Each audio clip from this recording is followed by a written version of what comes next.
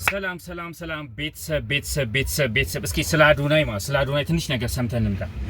ሁሌም ያወራሉ ባይዘው ኦኬ ማወቅ አለባችሁ። ሁሌም እናንተን ዝቅ ያደርጓችኋል። የሚለኳችሁ በእናንተ አይምሮ ባላችሁ ስብዕና ባላችሁ ብቃት ሳይሆን ልጁን በዚህ በኩራዝ ሪአክሽን ቪዲዮ ላይ ለምን አደነቅ ነው ከተባለ ምቀኞቹ እንደዚህ እንደ አሽን ማለት እየፈሉ ነው ያሉት። እኛ ግን አንድና አንድ ነው ልጁን የምንደግፍበት ዋናው ምክንያቶች ማለት ነው። አንደኛ ይሄ ልጅ ኢንፍሉዌንሰር እንዲያደርግና እንዲወደድ ያደረገው ነገር አድምጡኝ አቦ ጊዜ ሰጣችሁ አቦ አድምጡኝ። ይሄ ቪዲዮ ኮፒ ሊንክ ሼር በማድረግ እስኪ ቫይራል ይውጣ።